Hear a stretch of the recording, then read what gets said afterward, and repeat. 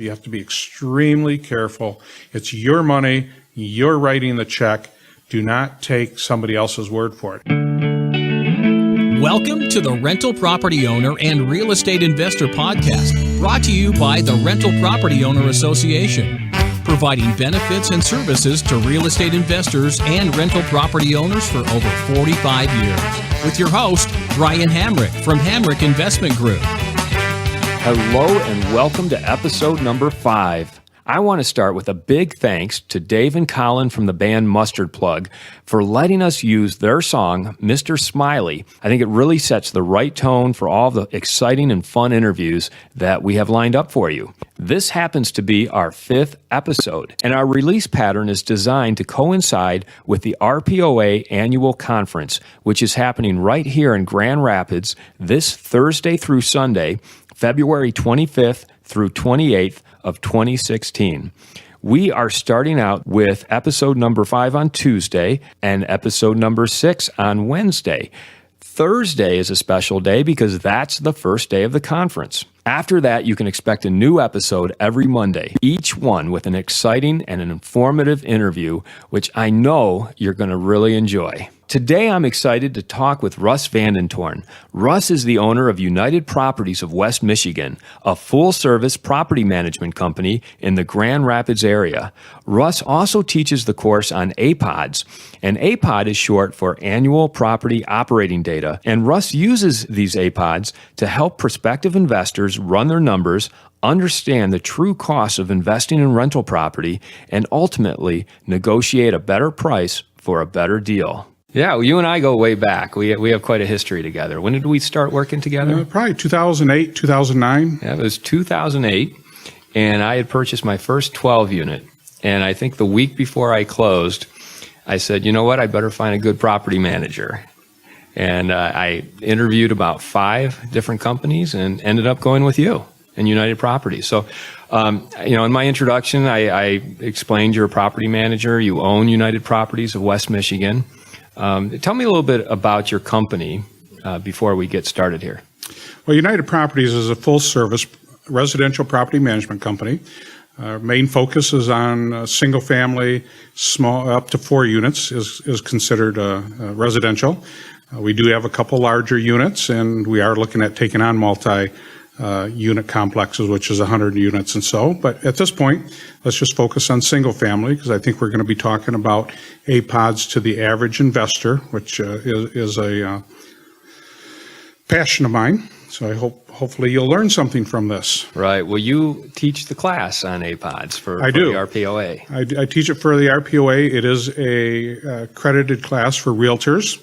They have to take classes every year, and this gives them credit for that also. So it's approved by the state of Michigan. Right. But it's not just for realtors. It's for any investor who really needs to understand the numbers before they purchase a property. It's for all investors, especially those that haven't even invested anything yet.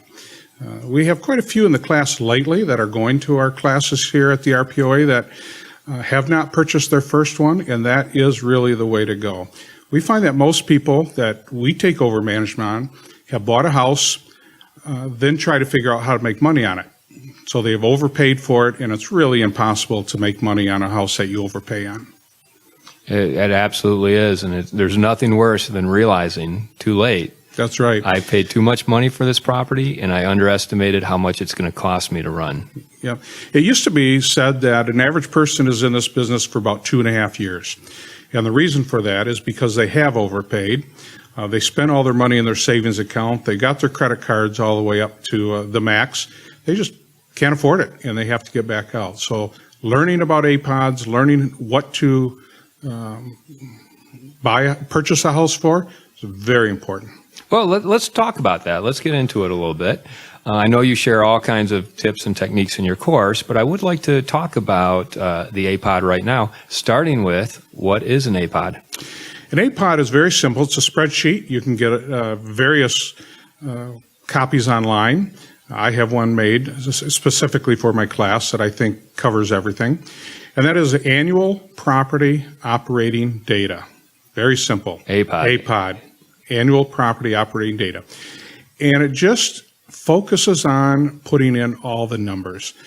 Most people, when they look at investing into stocks or they're talking to their brokers, they say, well, what can I get? What kind of return can I get? And the broker's going to tell them, well, 7% or 8% or 9%, whatever it may be. Lately, it's been probably 1 or 2% or going backwards. But people don't look at investing in properties the same way, unfortunately. So the APOD class is to really focus in on what is your expected return and give them some reality on what they should expect and covering everything that goes into buying a property and managing a property. Yeah, so we're talking the income you would get from rents, income you might get from laundry or pet fees, balanced against the expenses that you would have towards, say, paying management, taxes, insurance, maintenance, improvements to the property, that kind of thing. That's correct. On improvements, we like to add that into the original purchase price. So if you know you have a roof that needs to be replaced in 2 or 3 years, you want to include that in your original purchase price as when you're figuring out what your return is. For APOD purposes. For an APOD purposes. Spreadsheet on paper purposes. Exactly. So if you have a house, let's just take $50,000, and you know you're going to have to put $5,000 into it. For calculating your return, you would want to use that you purchased the house for $55,000. The more advanced people are going to look at everything that needs to be replaced, and they're going to have a line item in their expenses called reserves. So if they know that a roof needs to be replaced in 10 years, for example, they're going to divide, and it's going to cost $5,000. They're going to divide that out for 60 months, and they're going to put aside every month whatever that number comes up to, so when they do have a roof, that money is there. So that's an expense that also is considered in your return on investment, and a lot of people miss that. So you're basically amortizing in advance. You know you're going to have to replace a roof. Let's say, over 10 years, if it's going to cost you $5,000, that's $500 a year. Well, that's $500 a year that you would probably want to set aside so that when that time comes, you have the money available to fix the roof. Yeah. However, after 10 years, it's probably not going to be $5,000 anymore. That's correct. But more importantly, what we're trying to do is use those numbers to figure out what your actual return on investment is going to be. Because if you don't look at it realistically, in those 10 years, you're going to come up with $5,000. Most people won't even look at that as being part of their return, but in reality, it is. So you got to compare it to money in a mutual fund. What's it look like after 10 years? Money in this house, what does it look like? So you have to take a look at all of the expenses that you have or capital improvements you're going to have. Right. Well, let's talk about return on investment, starting with the term that a lot of people have heard and a lot of people misuse, the cap rate. What do you consider the cap rate to be, or how do you describe it? Simply as the return on investment without leveraging. So if you're going to look at, there's two things that people look at. We focus on cap rate, but you could take a look at return on investment also. So if you're going to leverage your property, you may have, and put 25% down, you may have a higher return on investment on that particular money.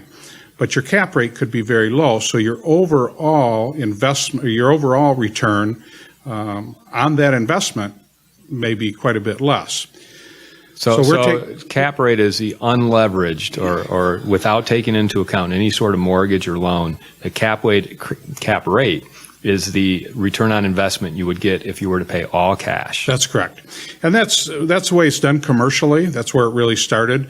Now more and more investors realize that you really need to know that number and you really need to have a good cap rate. And whether you leverage it or not, you need to have a good cap rate to get the good return year after year after year. Mm-hmm. I look at cap rate as, if you're going to put, say, $100,000 into a savings account, you're lucky to get a 1% return on that, just in a savings account. If you put it in a CD, maybe you'll get a 2% return on that. Right. I know that's not technically cap rate, but that's the return you get for an all-cash investment. Yeah. When you start investing in properties, well, then you're going to see your cap rate go from 6 to 12 or even higher percent. depending on the area you invest in and the type of property you invest in. Yeah, it's very hard to get 12% anymore. When the market crashed several years ago, we wouldn't look at anything if it was under 15%. So you were getting 15% or better cap rates. Correct. Now it's getting very difficult to find a true 10% cap rate. We see investors all over the world that are investing in Grand Rapids, Michigan because of it making Forbes magazine last year, I guess it was. And we look at how they calculate it, and totally different. They are not taking into consideration all the expenses. So they say, oh, I'm going to get a 20% return on this. And in reality, it may be a 5 or 6% return. So we are very conservative, and we would encourage everybody to be very conservative. Look at it like a bank. They look at worst case scenario, and that's the way investors should look at it. And get that true cap rate, and 9 is more realistic. Most investors coming into Grand Rapids now are between 8 and 9. 9's kind of the tops right now. Well, what are you at a 9 cap rate? Where are you buying? What kind of neighborhood are you buying in? These would be in the city of Grand Rapids. They're definitely not in the suburbs. They are all in the city, not necessarily in the inner city. They're all throughout Grand Rapids, northeast, northwest, but they are in the city of Grand Rapids. What kind of resident are you getting in a 9 cap type property? The type of resident that we get in a 9 cap really starts out with the screening of them. I can give you examples of houses that are in the inner city that we've had a lot of applicants that said that we were never going to rent that house to anybody that didn't have a felony. And we have rented that twice now over the last 6 years. The first one was in there for 4 years. Beautiful tenants, long-term, right on the inner city. What really makes a difference, and this is what we tell our investors, we don't care where it is, but you have to have a house, even on the inner city, that when a person walks in, they look at the kitchen, they look at the bathroom, and they say, wow. Those are going to attract the higher quality tenants, if I can use that term, and they're going to stay longer. The other issue is, talking about the inner city, is a house being functional. That's a key when we recommend a house to a realtor or to an investor. Many realtors will say, oh, this is a good price, this is a great house, having no idea what functionality means. So we tell our investors, if your wife or your mother would live in this, maybe not the area, but the house layout, then it's going to be good for a tenant. If it's not, if your wife or spouse or whatever says, oh, that kitchen's too small or that bathroom is this, a tenant's going to do the same thing. So you want to buy a house that's functional. That's the number one thing that we look at. And that it has that wow factor. If you got a owner that is a slumlord, we'll call it, which there are some, and don't want to fix them up, they're going to have constant turnover. And the only way to make money in this business is to eliminate as much turnover as you possibly can. And you're only going to do that with a functional house that has a wow factor in it. Yeah, and along those lines, I know you and I have looked at a lot of houses or duplexes or multi-units where the broker may have said, well, this is a 3-bedroom. And you've gone in with me and said, this is not a 3-bedroom. Yeah, we have that quite frequently. We encourage people at no charge, no obligation. I'm here just to try to help people. Let me look at it prior to you purchasing it. And I can give you several stories where that same thing has happened. Or they thought maybe they could remodel it to make it a 3-bedroom, not understanding the housing codes. And there's an international housing code. It's for the whole world. You can get that online, and that gives you the standards of sizes, ceiling heights, what is a habitable room, what is not a habitable room, what size that bedroom has to be. Even the width of it has to be a certain size. We had one, just as an example. It was a 2-bedroom. He thought he could make a 3rd bedroom in it, and the housing code would not allow him to make a 3rd bedroom in it the way he wanted, and one of the bedrooms was not sufficient square footage. So this house that he thought he was going to have a 3-bedroom was really only a 1-bedroom, and consequently, of course, had to walk away from it. Wow. He found this out before he purchased it. Before he purchased it. Lucky. Now, I like stories, so tell me a story about someone who bought it and then realized that they did not actually get what they thought they were buying. The closest to that I can come is we had a client that was going to close that afternoon.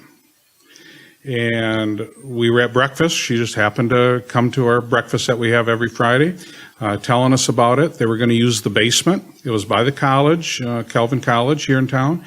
And the ceiling height was not proper. It had very low ceiling height in it. The poor lady, she cried. I mean, you got to back out of this deal. So she came to breakfast.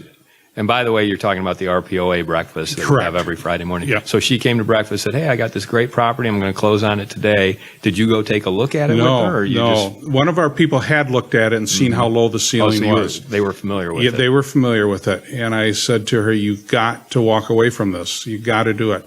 And she did. And after that, we look at all her properties, and she continues to invest in Grand Rapids and is doing very, very great. But that's close as I can get. Right. It's good to seek the advice of experts before you make a big decision like that. It really is. And there's people out there, and I don't care what city you're in, there's people out there that are willing to help new beginners or newbies that we would call them in this business. Seek their advice. Yeah, absolutely. So let's get back to the numbers because we were talking about the APOD and just running your numbers and knowing what you're getting into before you purchase. What are some of the other mistakes that you see people making? Well, just about in every column, probably the two biggest ones that we see is not taking into account the current tax rate. They'll look at a listing card and it will say assessed value at a certain dollar amount. And in Michigan anyway, I don't know how this is in other states, the taxable value and the assessed value are two different things. So it could have a very low tax value. So they buy the house, they realize that now the assessed value has reset and they pay higher taxes. And they don't realize if you put $200 or $300 into that spreadsheet, that is going to lower that cap rate. So just like your mutual funds, if it's going to lower it 2 or 3 points or even 0.2 or 3, it makes a difference. Another big mistake we see is that they're buying a house that was lived in, and again, this is for Michigan, I don't know about other states, that is homesteaded, and they get a discount on their taxes. So as soon as somebody buys it for an investment property, that homestead goes off and their taxes go up 30-40%. So they don't catch those types of things. The other big thing, of course, is maintenance. That's probably the biggest thing. They just do not calculate the proper maintenance. If somebody is going to do it themselves, we tell them, and that's fine. I mean, we're here to help them. If you're going to do it yourself, you want to pay yourself for that maintenance. You don't want to be out there at 2 a.m. in the morning to light a furnace and not get paid for it. You need to value your time. You need to value your time. Many people mistake that, and that's why they're not in it a long time, because they don't calculate that. They find out it's a real pain to go out at 2 a.m. in the morning, and if they pay somebody, then they don't make any money, so they're forced to do it themselves. So the taxes and the maintenance are the two biggies. Carpet. We look at a property that has carpet differently than what we do with one that's got hardwood floors. Hardwood floors is a biggie. And depending on the area, we may increase the maintenance 5% just because one has carpet and one doesn't. Wow. So it's a big number. So let's talk about the percentages. I mean, what's a good rule of thumb as far as maintenance goes that you can factor into an APOD to say, all right, each year I can expect my maintenance is going to be how much? That's a great question, and that's going to depend on the area for sure. There are some areas that we're going to calculate maybe 5 to 6%. There are other areas, if it's a slumlord that's turning over their property, they've committed to fixing it up. They don't want to put all the money into capital improvements. We may tell them it's going to be 20% maintenance. The average is 10 to 15%. So when you say 10 to 15%, that's 10 to 15% of the rent income that they receive? That's correct. Okay, so you can assume that if your rent income adds up to about $10,000 in a 12-month period, 10 to 15% of that, which is $1,000 to $1,500, needs to be allocated toward maintenance. Yeah, and I should point out, if the lower income ones, we're going to use a higher percentage. Mm-hmm. And that just makes sense. If you have a nice house, you paid $300,000 for it, it's not going to be 10%. It's going to be very, very minimal. So the average rental right now in Grand Rapids is about $900. And so using that, we're going to be closer to 15% on those types of houses. Yeah, and I've noticed with properties that I have with you, the age has a lot to do with it too. The older properties have a lot more plumbing issues. Plumbing is a huge expense on a lot of my properties, and usually I'll bump it up to 15% or even more if it's an older property. Yeah, that's a good point. When we analyze our work orders and look at them over a period of time, by far plumbing is the number one issue. So when you're purchasing a house, go through it and upgrade some of the stuff and try to bring it up to current code, and that will eliminate some of that. Yeah. For example, right now, when we go into a house, we're looking at the toilet tank, and if it hasn't been replaced in the last couple of years, we're going to replace it. We're there. It's very inexpensive, and it's going to potentially save a service call. And you're saying that, is it because you're moving it to a more efficient, lower flush toilet, or just because by replacing the toilet, you may be replacing something that's already broken or is going to break soon? It's worn, not the toilet, just the innards of the tank. So the fill valve and the flapper basically are the important things. Those are the weak points. Those are the parts correct. That are going to break down first. That's correct. Okay. And it can save you a lot on water. You may not realize it's leaking. It may be so small, but yet so small over a long period of time is going to cost you a lot in water. So by replacing that flapper regularly, not waiting for it to leak or to go bad, is saving our clients money also. Yeah. I know that on some of the properties we bought, or that I bought and then you guys took over management, just going through and fixing all those leaks, especially on the larger properties with more units, that can make a big impact on expenses. It can. And lowering those expenses. Right. And just keep in mind, when you lower that expense, that cap rate gets better. So every dollar that you lower that is going to help you out on your return. Yeah. Well, I teach, I know you teach the APOD course. I teach the advanced financial analysis, and it's an exponential increase. So every dollar that you save in expenses can add $10 in value to your property. Sure. And that's, as far as that goes, that applies more to commercial properties, which are 5 units or more, but it still makes that a similar impact on the residential properties.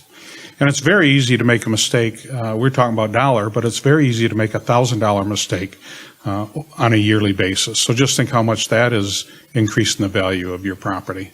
Absolutely.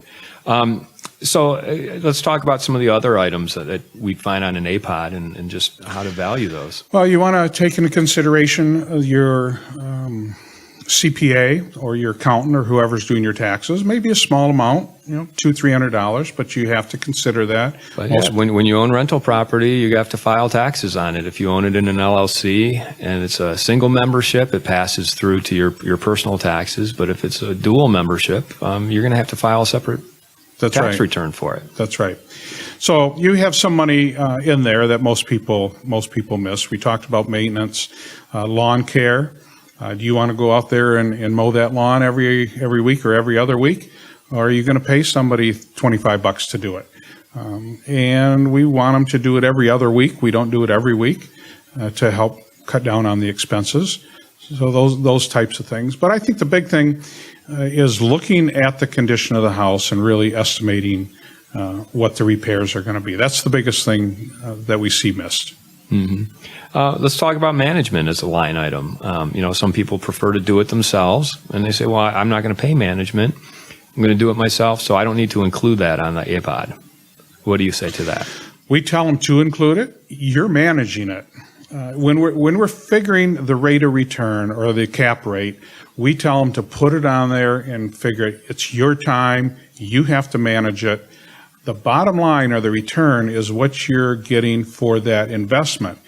Don't think that you're going to work for nothing. Don't put zero in there. Also, we tell people to do that if something happens to you. We had a client in Canada that the husband died, for example. The wife knows absolutely nothing. Now, if that was a local person and that happened, and they didn't have a management figured into their cap rate, or these people did, if they didn't have it figured in and she had to go out and find a management company, she may be upside down. So when you're figuring out the cap rate, put the management fee in there, whether you're going to use it or not. And then let's get specific. What should you put down for management? The average is 10% in the Grand Rapids area. There are some lower if you get into the quantity of properties or if they're very high-end properties. And that's, I don't know what it is around the United States, but 10% is a good figure for you to use. Then you also have leasing and renewal fees. Yep, they're called placement fees, and those vary. If you're looking for a management company, you really want to ask that question. For example, on placement fees, we guarantee it for the length of the lease. So if we place somebody in there and somebody moves out within that lease period of time and we put somebody else in, you do not get charged that placement fee again. And we happen to be the only company that does that, but do check with the man as you're interviewing, and it's good to interview, find out about those placement fees because they do vary a lot. And then you've got your renewal fee, and those typically run 20%. They can run all the way up to 50%, just like the placement can run all the way up to 100%. In the Grand Rapids of the area, monthly rent. Of 1 month's rent. So, right. What's a typical placement fee that a management company would charge? Is it 1 month's rent? 60% of 1 month's rent is what we charge, and some companies, or one that I know of, charges 100% of 1 month's rent. And then that's the same thing with the renewal. We charge 20%, for example, which is a competitive rate in Grand Rapids, but that goes all the way up to 50% of 1 month's rent. With depending on which company manages Correct. your property. So Yeah. that's a significant amount. It is. To put in your APOD. It is. Because if 1 month's rent is going toward management, or what do you call it, leasing fee? Yeah, placement fee. That needs to be taken into account. It sure does. It always makes me laugh because you see a lot of properties that are listed by brokers, and they'll have a number in there for management, and usually it's like 4 to 6%. And I always look at that and I'm like, where am I going to find someone to manage this property at 4 to 6%? It's very interesting. There was a property that came on the market last week, and I happen to know the property intimately. I happened to own it at one time. And the broker put on their moneymaker, and it was a $124,000 property. Each unit had 1 bedroom. And on the listings she put in there, moneymaker, high moneymaker. So I didn't know the broker, but I sent her an email and I asked her, well, what's the cap rate on this? And she came back and said, there is no cap rate. I said, well, so I wrote her back. It's so good you don't need a cap rate. This is an investment property. Every investment property has a cap rate to it. And she never responded after that. So we see a lot of cash cow is a common term, and it's a loser. Many realtors do not understand the return on investment or the functionality of the house. So you have to be extremely careful. It's your money. You're writing the check. Do not take somebody else's word for it. And we tell people even that we are buying houses for. Well, we have some people that have never seen their houses we buy. I mean, California, Philippines. So they're out of state, out of country, exactly. And they're just saying, Russ, go find me a place. We've never met them even. And we buy a lot of houses for those types of people. If they were to use, let me give you an example. We had an investor out of Canada. This is another investor in Canada. And it took us a year to find the right house for him. I'm going back several years now. This is a long time ago. But he was getting, his son also invests in Grand Rapids, and his son was introduced him to some realtors in Grand Rapids, and they said, well, this house is good, this house is good, this house is good. So he wanted us to go look at them, of course, because he thought they were good, and none of them would have fit the bill of what he was looking for on the return back then, or the functionality or so on. So all these realtors out there thinking that they're experts in what's an investment property really have no concept of long-term return on investment of a property. Be very careful. Get professional opinions. And most management companies will give that to you with no obligation, no pressure to use them, just to help you out. Yeah, I always say to people, find a good management company. Before you even start looking for a property, figure out who is going to manage it and get them on your team right away, because as you start looking at real properties, you're going to need their opinion. They're the ones who can tell you what kind of rent you're going to get, whether it is a 3-bedroom or maybe it's just a 1-bedroom. You don't know. So a management company is an extremely important member of your team. It is, and management companies really came into focus in Michigan in 2005. Before that, there just wasn't a lot of them, and there was some very good realtors, and they gave very good advice, and they've long been gone. So it's been 2005, and people have found that a management company will put more money in their pocket than them doing it themselves. And basically, because of the disciplines. A management company will put more money in the pocket of the investor. Than if they do it themselves. That's correct. And when we talk to an investor, why should I use you? The questions we ask them is, what disciplines do you have in place right now? Disciplines meaning, if they're a day late on their rent, what do you do? When do you send that notice out? Some states it's 3 days. Michigan has to be 7 days. What happens after those 7 days? What do you do? And so on and so forth. What do you do in screening? How strict are you on screening? And if they've got their disciplines in place, they're doing good, there's no need for a management company. But that is probably 1 out of 1,000 that are that disciplined and do it themselves very, very good. So there's no secrets to management. It's very detailed. We have checklists, probably a dozen different checklists, and those checklists can have 30 different items on it. People don't understand all the parts that are involved in it, but some people do, and they're very successful at it. Mm-hmm. So you keep detailed checklists that help you deal with just about any situation that comes up as far as management is concerned.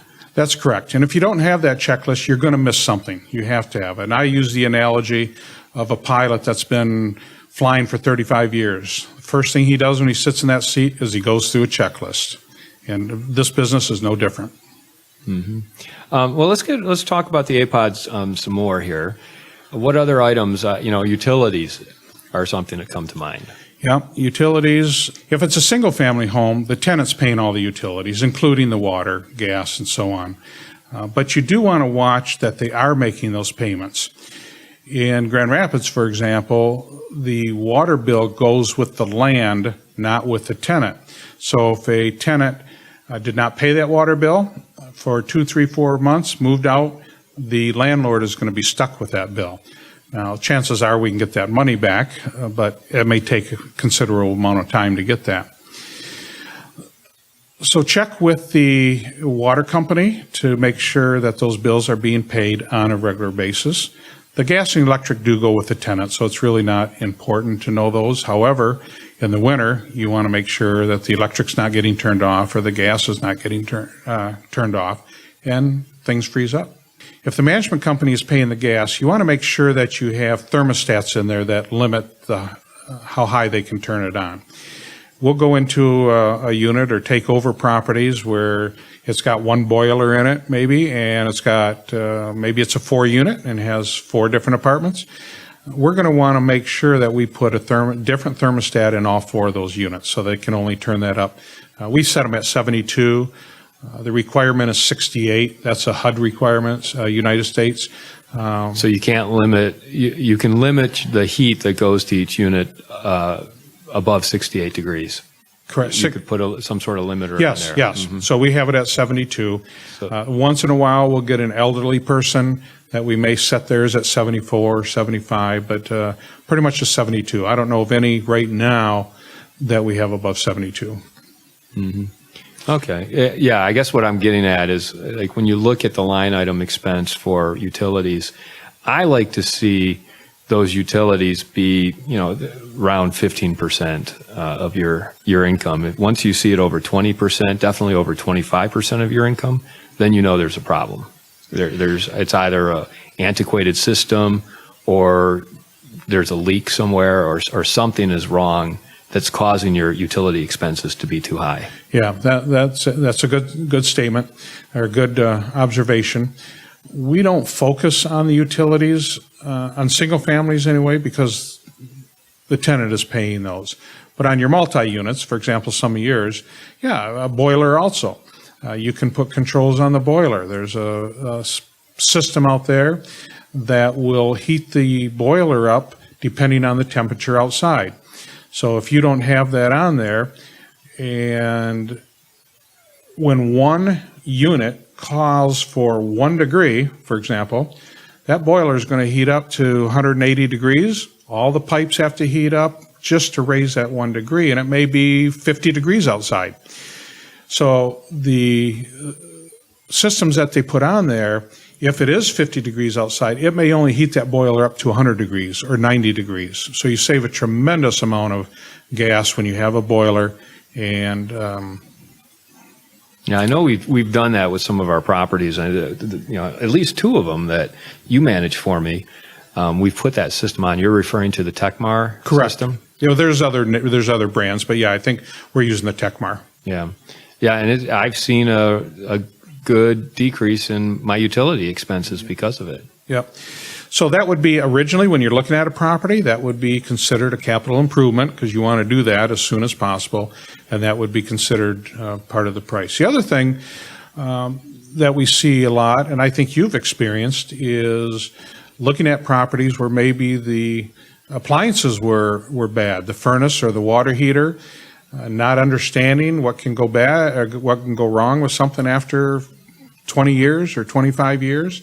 So to have your appliances inspected and stickered by a licensed HVAC person to make sure that these are good. Because if you're going to buy a 4-unit or even a single-family home and you have to pay $1,500 to replace that furnace, that's a lot of value of that house. That $1,500 translates to a lot of value. Oh yeah, and that goes into your capital improvement column. That's correct. That's a number, and as far as capital improvements goes, that's a separate item from maintenance and repairs. That's right. Okay. So just that $1,500.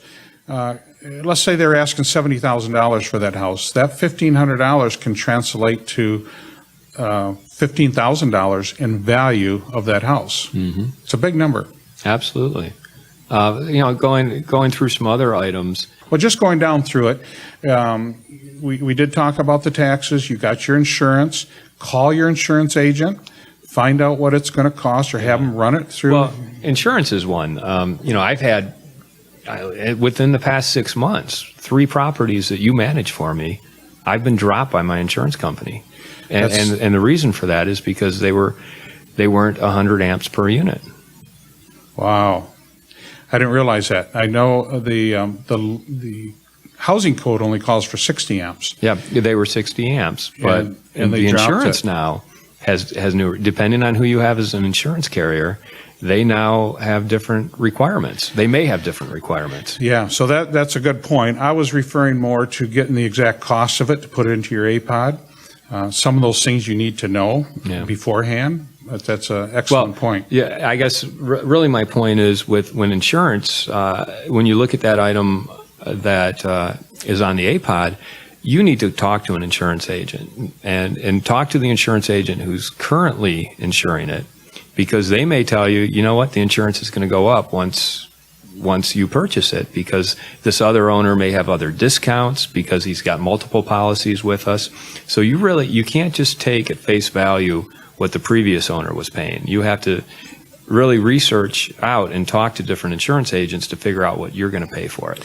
That's a very, very good point, and that is an area that people miss on, and they'll just estimate it. Maybe they have other properties, maybe in a different location, and they use that as the estimate.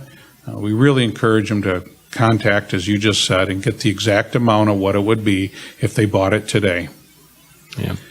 So you have the, just going down the list, the lawn we already talked about, snow removal, trash. You may or may not have to pay the trash. And don't make estimates on that electric or that gas if you have to pay them. Actually call the utility company and ask them what the bills were for the last 12 months. Now, some of them may not tell you that. So what we do is ask them, well, what if I buy this today, what is the budget going to be? And they will tell you that number, and that really is the last 12 months amount. So there's a way to get around it and find out what really the last 12 months were. And you want to use those numbers. Now, could you improve that? Potentially. but do use those numbers. That's the same for electric. Find out what the actual was for the last 12 months. Yeah, absolutely. The one of my due diligence items is not just to call the utility companies and see what information I can get from them, but to actually request from the seller the past 2 years' worth of utility bills. So that way I can verify by looking. Now, you don't always get that, but it's something that's worth asking for. Yeah, you probably get that when you're dealing with more multi-unit, a professional previous landlord versus somebody that's just had one house. Their record keeping is very poor. Yeah, or a property that's in foreclosure or a short sale. Exactly. But you can also ask them for their Schedule E. A lot of times we'll ask for that. That's the form on your tax return that applies to that specific property. Many, many people do not want to share that because they don't want you to see how bad they really are. We have one client. We managed just a few of them. Actually, we dropped several of them that he owns because of this factor. But he would brag that he's getting $795 for a 2-bedroom. He's got 16 units, I guess, in an area. And when we really drill down on how much he's collecting, it's very little. It's surprisingly. And he's embarrassed about it. So he brags about what the lease may say, but that doesn't mean how much he's collecting. And you got to look at that also. Yeah, when you're talking to a seller or a broker, they'll present you with numbers that need to be verified. That's correct. So trust but verify. That's right. Capital improvements, I think we could go over. When we look at a property for an investor, we want to make sure the roof is good, or we're going to include it in the capital expenditures. Today, we really would love to have a vinyl siding or older aluminum siding versus wood. Wood is very expensive to paint now, exteriors, and we want windows in it. So those are the three things. If somebody is asking a fair price for a house, but it's missing one of those three, chances are we're not going to end up buying it. When you say you want windows in it, you mean updated windows, vinyl in the Grand Rapids area here. We have a lot of houses built in the late 1800s, early 1900s, and they'll have original wood windows in it yet. And you have the potential of lead. Even today, the people who inspect houses for you when you want to buy it, and if it has wood windows, they're going to tell you, replace the windows. And they're going to tell you that because the housing department gets on anybody that doesn't have vinyl windows and is going to write them up for lead problems, because they're always going to peel. That's a perfect place. They're getting a lot of sun, a lot of heat. They get water in those sills. So it's a high maintenance item, and you do want to replace them with vinyl. Right. Unless you're in a historic neighborhood. Unless you're in a historic. In Grand Rapids, yep. There's a couple areas where you have to stick with the original. I know of one house that they replaced all the windows, but they were all wood, just like the original windows. Right. One other line item I can think of is city inspections. You need to be aware the city's going to come through and inspect your property, and that's going to cost some money. It is. We calculate that part of the repair and maintenance cost, but that seems to be going up and up all the time. And there are some cities in the United States, Minneapolis, just to turn a house into a rental property, costs like $1,000 just right up front. It's amazing what some of these cities charge. That's just a fee that they That's just charge. a fee, yeah. So yes, they are getting more strict on inspections. Grand Rapids, for example, a couple years ago hired 16 new inspectors just so they could cover the whole city. They had a 4 or 5 year plan to do that. They didn't achieve their goal. They're still inspecting because there is so many out there that they have to go back to re-inspect and so on. But yeah, they can write you up and you get a fine there, and you got a price to certify the house, which has to be done. That's pretty much throughout the United States that the cities have a certification program. They make money on it. Yeah. Well, as we wrap up here, Russ, I'm wondering if you could share any frequently asked questions that you get or common misperceptions that you see out there with new investors. Well, we've already talked about several of them. I guess the next one would be the programs that some of the gurus sell. And I probably have every program. If you go to conferences and so on, I probably got every program there is. And you do learn from those. And I would strongly suggest that you invest in those. But what we see a lot of, sadly, is people spending $20,000 or $30,000 for a boot camp and not following to the T what they learn in the boot camp, and they've just thrown their money away. The ones that follow it and are serious usually will do okay. I mean, those boot camps do teach you how to do it. So if you're going to spend a lot of money on it, we use the word it's romantic. You're excited about it. It's new. You want to get involved.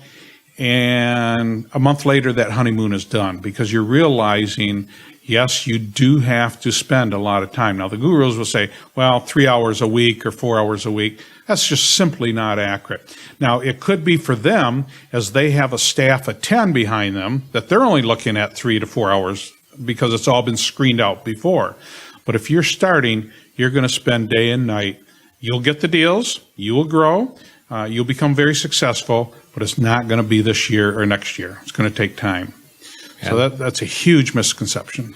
Yeah, don't underestimate the amount of time it takes to become a successful real estate investor. That's for sure. And I've been to boot camps and I've paid for training material, and I think there's a lot of good value to be received from that.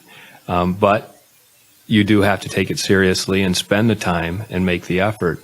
And Russ, as we wrap up here, I just want to say thank you for taking your time to share your experience. And I'd encourage anybody who's listening who lives in the West Michigan area who may not feel so confident about understanding the numbers that are behind real estate investing to take your course and learn from you. I appreciate that. That's very good advice, really. A lot of people like the course. It's very simple. We spend time. I try to find out what the audience is so we can focus in on them. And yeah, very, very good. Well, I appreciate the opportunity, and we wish you the best. Well, thanks so much, Russ. Thank you. You've been listening to the Rental Property Owner and Real Estate Investor Podcast, brought to you by the Rental Property Owner Association. You can find out more at rpoaonline.org. If you enjoyed this podcast, please go to iTunes to subscribe, rate, and review.